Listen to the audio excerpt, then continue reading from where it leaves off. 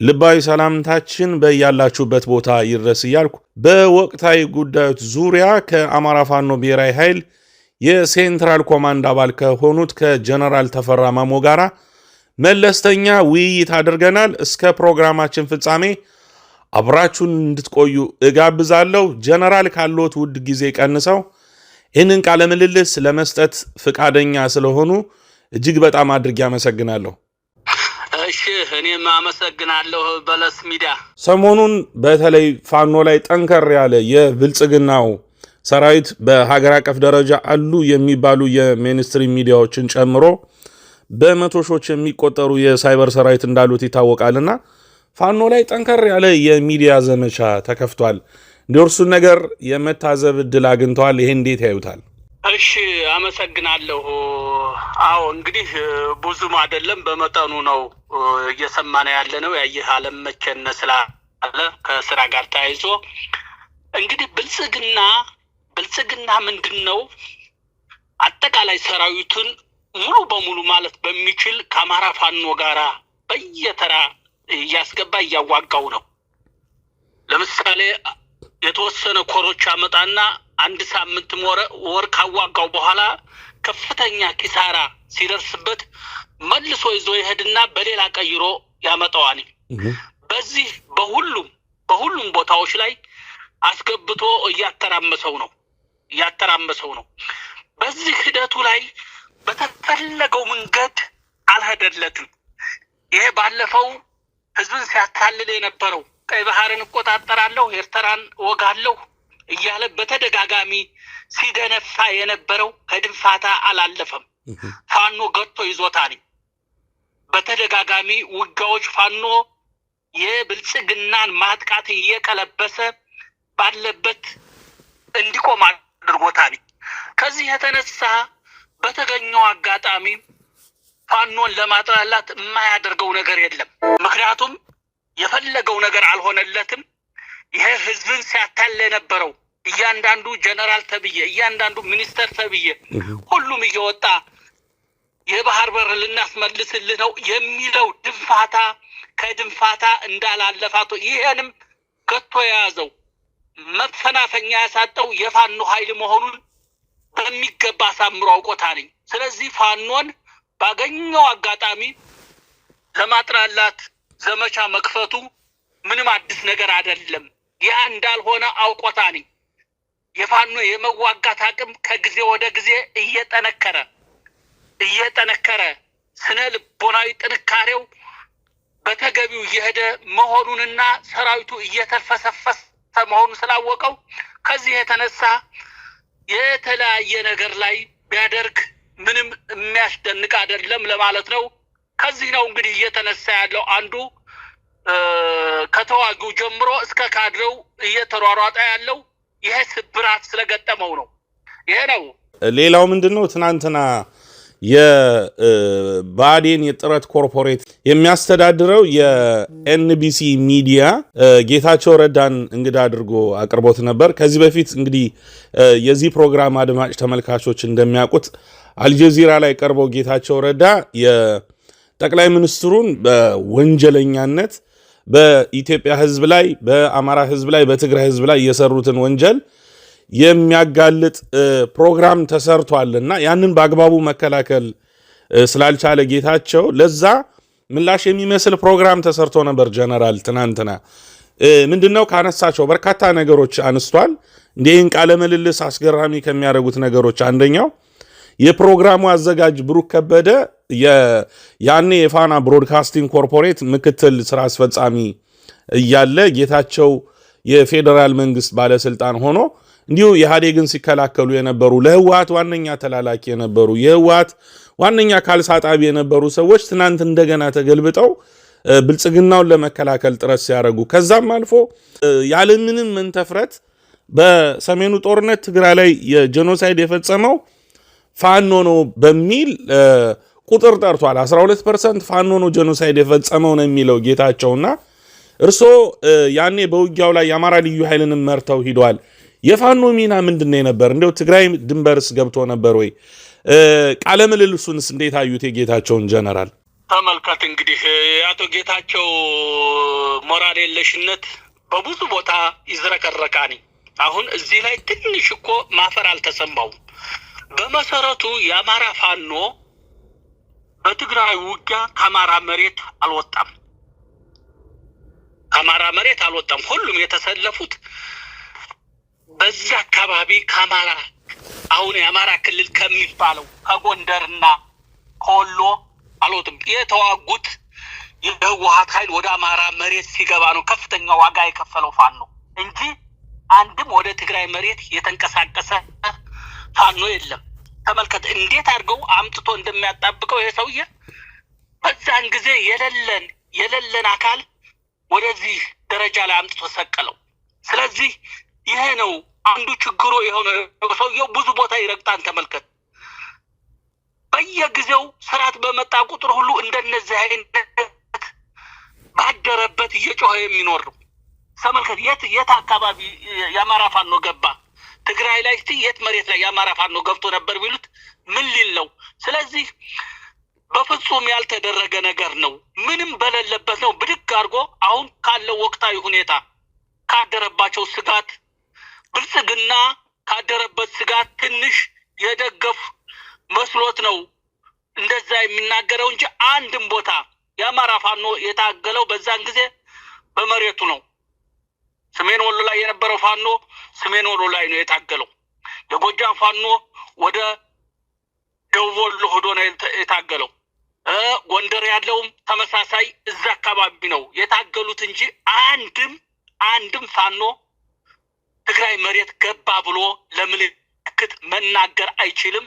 ውሸት ነው ለማለት ነው። አንደኛው የፋኖን ትግል ያጠለሸበት መንገድ ምንድነው? ፋኖ ውጊያ የጀመረው የፕሪቶሪያ ስምምነት ለምን ተፈራረማችሁ በሚል ምክንያት ነው። ዋነኛው ምክንያት እሱ ነው የሚለው በድፍረትና እርስዎ እንደ ፋኖ መሪ እንደ አፋባ የሴንትራል ኮማንድ አባል ይህንን ንግግር እንዴት አዩት?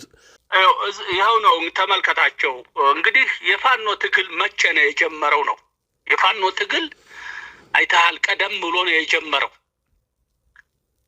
አሁን በሚሉት አይደለም ወደዚህ ውጊያ የገባው። ጥያቄያችንም እኛ የዚህ አይነት የፕሪቶሪያ ስምምነት አይደለም። ያ ስምምነት ምንም የሚፈይደው የለም። ለህወሓት ትንፋሽ ለመውሰድ ያመቻኒ በተለያየ ውጊያ ውስጥ ስለነበረ ትንፋሽ ለመውሰድ ነው። ዘላቂ መፍትሄ ግን የሚያመጣ አይደለም። ለማንም ዘላቂ መፍትሄ ያን ነገር አያመጣም። ስለዚህ የአማራ ፋኖ የአማራ ትግል የአማራ ህዝብ ብሶት የወለደው ነው። ለዘመናት በአማራ ህዝብ ሲፈጸም የነበረ መገለል፣ ሲፈጸም የነበረ ደባ ይሄ የወለደው ነው እንጂ አሁን እነሱ የሚሉት አሁን ባለው መነሳሳት አይደለም። ይሄ ሂዶ አሁን በከፍተኛ ደረጃ ጣራ ላይ ሲደርስ የሚናገሩት እንጂ እንደተባለው የነሱ ምኞት ከዚህ ጋር ሊያያይዙት የሚወቅት ከዛ በፊት የነበረ ነው። የኢትዮጵያ መንግስትና የኤርትራ መንግስት ወዳጅ በነበሩበት ጊዜ የአማራ ፋኖ ትግል ነበረ። ብልጽግና ህወሓቶችን በጋራ ሁነን ፋኖን እንምታው ያላቸው ስለነበረ ነው። በጋራ ሁነን ፋኖን እንምታው እኮ ብሏቸው አንመታም አናደርገውም ብለውታኒ። ምን ስለሆነ ነው? ስለነበር ነው። ስጋት ስለፈጠረበት ነው።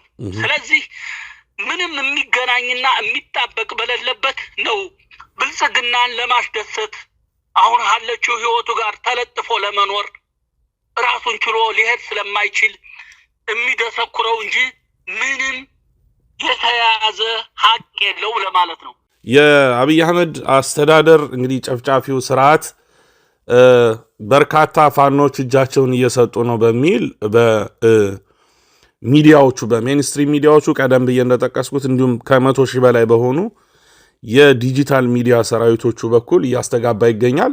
በአደባባይ እየወጡም አሉ። እንደ ማስረሻ ሰጤ አይነት ሰዎች ቀደም ብዬ በጠቀስኩት ሚዲያ ላይ ወጣው እንግዲህ ያለን የሚሉትን ነገር ተናግረዋልና እንደ እርሶ መሬት እንዳለ የትግሉ መሪ በቅርቡ እጅ እየሰጡ ነው የሚባሉ ፋኖችን ጉዳይ እንዴት አዩት? አንዳንዶቹ ከመጀመሪያውም ሰርገው የገቡ ናቸው። ብልጽግና ሰርጎ ያስገባቸው በተለያየ ቦታ ዘረፋ እየፈጸሙ ፋኖን ያጥላሉ የነበሩ ናቸው በመሰረቱ እንጂ ትርጉም ያለው የትግል ተሳትፎና ሚና የላቸውም። አንድም ቀን እዚህ ቦታ ላይ ይህን ሰራን ብለው ደፍረው መናገር አይችሉም። እና እነዚህ ናቸው በግልም በተለያየም ስታቸው እነዚህ ናቸው አንዳንዶቹ። ሌላኛው ደግሞ አንዳንዱ ትግል እንግዲህ ጽናት ይጠይቃል። ትግል ጽናት ይጠይቃል። የጀመረውን መጨረስ ይጠይቃል። ማንኛውንም ዋጋ መክፈል ይጠይቃል። አንዳንዱ ደግሞ መንፈሰ ደካማ ሲታገሉ አይቶ ይመጣና የሚንበረከክ በግለሰብ እንደዛ ሊሆን ይችላል። እነዚህ አሁን ገብተው እዛ የታዩት በዚህ የሚፈረጁ ናቸው። በትግሉ ኖሮ አልኖሩ ምንም ፋይዳ የላቸውም። አንዳንድ ጊዜ ብቅ እያሉ ከሚለፈልፉት በስተቀር ትርጉም ያለው ሚናም የሰሩ አይደለም። ስለዚህ በእኛ የሚፈጥረው ነገር የለም። በዚህ አይነቱ ሄደ በእኛ በትግሉ ላይ በፋኖ ትግል የሚፈጥረው መሰረታዊ ነገር የለም። ምክንያቱም አይተዋን አብዛኛው አስቀድሞ መልኩ ሁሉ ነገር ይናገራል መንፈሰ ደካማ መሆኑን። ትርጉም ያለው ነገር ሳይሰራ እውነተኛ ትግል ከሆነ የጀመርኸውን በጽናት መጨረስ ነው። መጀመሪያ አስበህ ወደ ትግል መግባት አለብህ። ከገባህ ደግሞ ያን ትግል እስከ መጨረሻ ይዞ የሚሄድ መንፈሰ ጠንካራ ይጠይቃል። ይሄኛው ኖር አልኖረ የሚፈይደው ነገር የለም።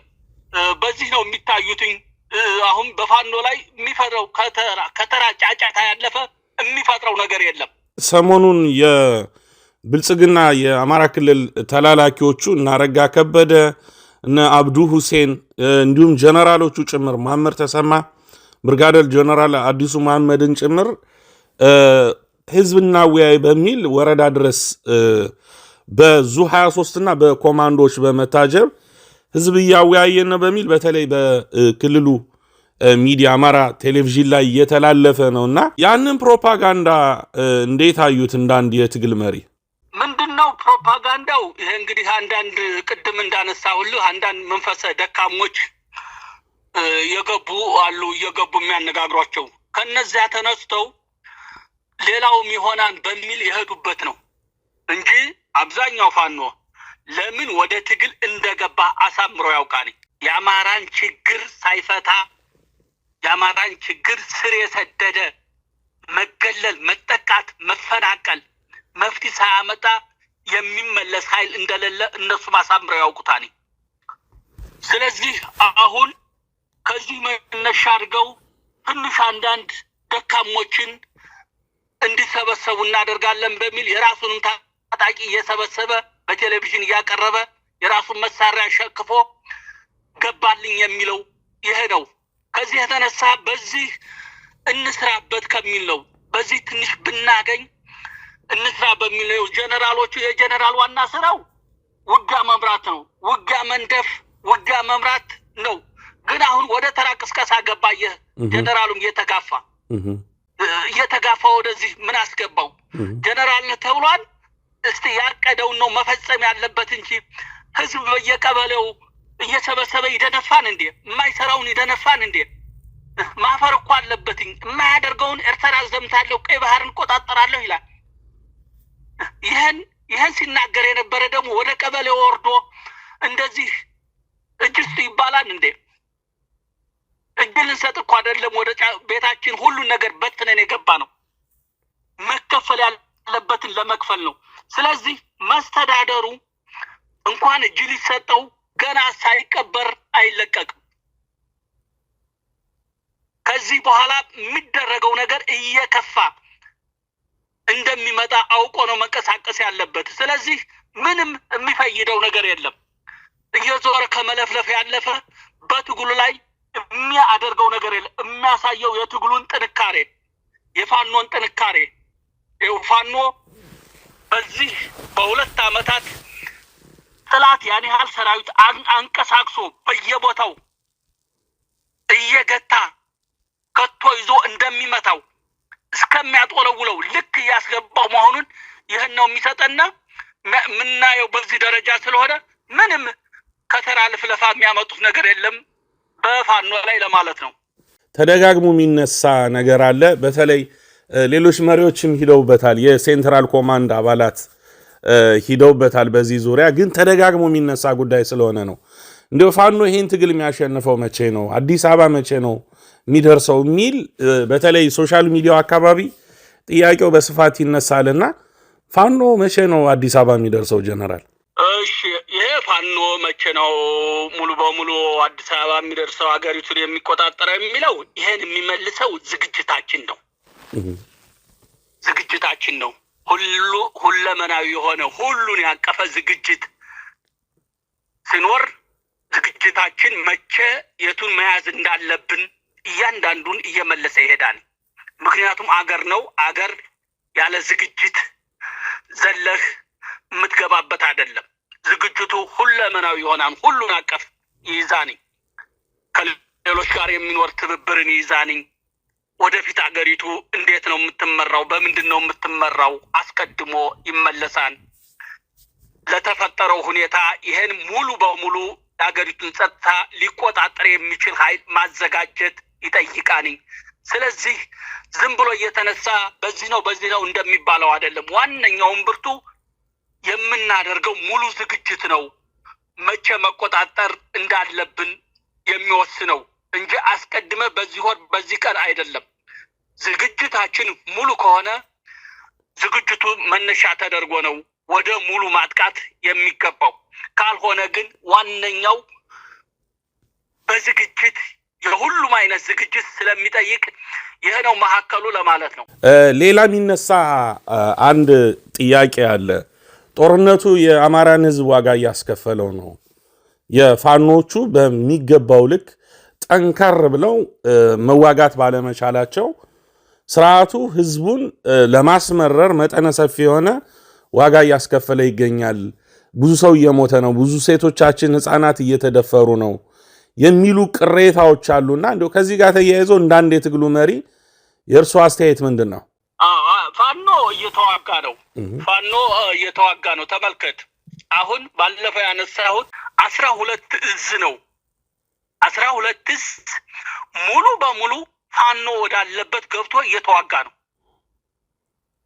ይዋጋን፣ ይሞታን፣ ይቆስላን፣ ይማረካን፣ ይዳከማን። የተዳከመውን ደግሞ ከዚህ ወደ ሌላ ቦታ ይዞት ይሄዳል። ከዚህ እያወጣ ወደ ሌላ ቦታ ይቀይረዋል። ይሄ የውጋ ባህሪ ነው። የተዳከመውን መስራት የማይችለውን ይዞት ይሄዳል። የሚዋጋውን ደግሞ ያመጣል። ባለፈው ከትግራይ ያፈነገጠው ሳይቀር መጥቶ እዚህ በሰቆጣና በላስታ መካከል ከፍተኛ ውጊያ አድርጓል። ብልጽግናን ለማዳን ተንደፋድፏል። ከዛ ያን እኮ አልናቀውም። አምጥቶ ነው እዚያ ያስገባው። አስከተማ የሚባል አካባቢ ላይ ነው አምጥቶ እዛ ላይ ያፈሰሰው። ልክ ደቡብ ያለው፣ ምስራቅ ያለው፣ ምዕራብ ያለው በየጊዜው እየተጓጓዘ ይዋጋን፣ ሲዳከም ይመልሰዋል። ይሄ የፋኖ ጥንካሬ ነው የሚያሳይ። አጠፋዋለሁ ብሎ አይደለ፣ አጠፋዋለሁ ብሎ ነው ይህን ሲያደርግ የነበረው። ስለዚህ ፋኖዎች ማድረግ ያለባቸውን እያደረጉ ነው። መሟላት የሚገባው መሟላት አለበት። ሪሶርስ ያስፈልገዋል። የፋኖን ትግል የተሸከመው ሙሉ በሙሉ የአማራ ህዝብ ነው። በዚህ የማይደግፉ ደግሞ መደገፍ አለባቸው። በዚህ ነው የምታየው። ይሄ የአማራ ህዝብ ጦርነቱ የሚለው ግን የአማራ ህዝብ ሁለት ምርጫ ነው መምረጥ ያለበት። ምርጫው ሁለት ነው። አንደኛ በባርነት መኖርን መቀበል ነው። አንደኛ በባርነት መኖርን መቀበል፣ መፈናቀል፣ መገደል፣ ከምድረ ገጽ መጥፋት፣ ባህል ወጉን ማጣት፣ ይህን አሜን ብሎ መቀበል ነው አንደኛው የሚሆነው። ይህን አሜን ብሎ ከተቀበለ እንደተባለው ትግል አያስፈልግም፣ ሙሉ መጥፋት ነው። ብልጽግና ታርጌቱ አማራ የሚባል ከምድረ ገጽ ማጥፋት ነው። በዚህ መር ነው። ሁለተኛው ደግሞ የሁሉም አይነት ዋጋ ተከፍሎ በነፃነት መኖር ነው። የሁሉም አይነት ዋጋ ከፍለህ በነፃነት መኖር። አሁን የሚባለው ዋጋ እየከፈልህ በነፃነት መኖር ነው። በነፃነት ለመኖር ደግሞ የአማራ ወጣቶች የህይወት ዋጋ መክፈል አለባቸው። የአማራ ወጣት የአማራን ህልውና ማረጋገጥ አለበት። የአማራን ህዝብ እንደ ህዝብ እንዲቀጥል ማድረግ አለበት። የአማራን ህዝብ በህልውና ካላስቀጠለ የሱ መወለድ ምን ፋይዳ አለው? ስለዚህ በነፃነት የሚኖርበት ሁኔታ መፈጠር አለበት። የአማራ መለያ ደግሞ በነፃነት መኖር ነው። ስለዚህ አሁን ሁሉም አማራ በነጻነት ሊኖር ከሆነ መታገል አለበት። ሁሉንም ትግሉ የሚጠይቀውን ዋጋ መክፈል አለበት። ይሄ ምርጫ ነው። ይሄን ምርጫ ነው የተቀበልነው። የህዝብ እድሜ ዘመኑን እየደማ መኖር የለበትም። በገዛ ሀገሩ መፈናቀል የለበትም። ማንነቱ መለያው መጥፋት የለበትም። ለዚህ የሚከፈለው ነገር መከፈል አለበት። በባርነት ከምንኖር በነጻነት መኖር አለብን በሚል ነው። ስለዚህ ይሄ ምርጫ ባለበት መንፈሰ ጠንካሮቹ የመረጡት ይሄን ነው። መንፈሰ ጠንካሮቹ በነጻነት እንኖራለን፣ የተከፈለው ይከፈል ነው። ይሄ አድርባዩ ደግሞ አማራ በዚህ እንደዚህ ሆነ ያለ ይለፈልፋኝ ይቀባጥራል። የለፈለፈ ቢለፈልፍ በነጻነት ካልኖርንባት እዚች ሀገር የተከፈለው ይከፈላል ነው። ለዚህ ነው ይሄን ትግል ተሸክሞ የህዝብ ዋጋ እየከፈለ ያለው። ከዚህ ውጭ ሌላ አማራጭ የለንም። በዚህ ነው የምንሄድበት።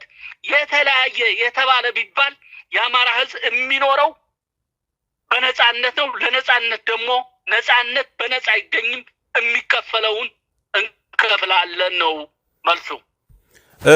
ጀነራል ጥያቄዎችን ጨርሻለሁ፣ ግን አንዲት ጉዳይ ባላነሳ አድማጭ ተመልካቹ የሚታዘበኝ ይመስለኛልና እናንተም ትፈልጉታላችሁ አውቃለሁ። እያንዳንዱ የፋኖ አመራር በተለይ የሴንትራል ኮማንድ አባላት እየለፋችሁ እንዳላችሁ አውቃለሁ። ግን አድማጭ ተመልካቹ በተደጋጋሚ የሚጠይቀውና መስማት የሚፈልገው በተለይ ትግሉም ላይ ያለ ታጋዩም አካል የሚያነሳው ጥያቄ አለ። በአንድነቱ ጉዳይ ምንድነው እያረጋችሁ ያላችሁት? እንዴችን የመጨረሻ ጥያቄ ባነሳ ብዬ ነው። በአንድነቱ ውይይት እያደረግን ነው፣ እየተወያየ ነው። በእያንዳንዱ ጉዳይ ቴክኒካል ኮሚቴ ተቋቁሞ ከሁለቱም እየተወያየ ነው። አብዛኞቹ ላይ መግባባት ተደርሷል። አብዛኛው ስለ ትግላችን ስለምናደርገው ትግል በእያንዳንዱ ጉዳይ ላይ መግባባት ተደርሷል። ስለዚህ ዝም ብለህ ይድረስ አይደለም የምናደርገው። ሁለቱም የየራሱ አቅጣጫ ይዞ ሲታገል ነበረ። ግን መጀመሪያ እንደ አማራ አንድ ሁነን እንታገል። በመካከላችን ዋና በሚባሉ ነገር የተለየ የለንም። አንዳንድ ነገሮች አሉ ደግሞ በውይይትና በሂደት ይፈታሉ በሚል በዚህ ደረጃ ተቀራርበን እየተወያየን ያለ ነው። ባለፈው አንዳንዶች እኮ የመሄድ መነሻው ይሄ ነው። ውይይቱ እየጠነከረ ሲሄድ ወደ አንድ አማራ እየጠነከረ ሲመጣ እያንዳንዱ ማን ምን መሆኑን ሊለየው ሲል ነው በዚህ አይነት እየሄደ ያለው። በዚህ ደረጃ ነው እየሄድንበት ያለ ነው። ስለዚህ ከዚህ ቀደም ሲል ከነበረው በተለየ ነው በዋና ጉዳዮች ላይ እየተግባባን ሄደናል። አሁን እንግዲህ ውጭ ያለው ሁሉን ነገር በአንድ ጊዜ የሚሆን ይመስለዋል። ምን ታደርገዋለህ? በአንድ ጊዜ ጠፍጥፈ የምትሰራው ነገር አይደለም እኮ። የሀሳብ አንድነት መኖር አለበትኝ። በሀሳብ በደንብ መግባባት ይጠይቃል። የነበሩትን ነገሮች መወገድ አለባቸው። እውነታው ላይ መነጋገር አለብህ።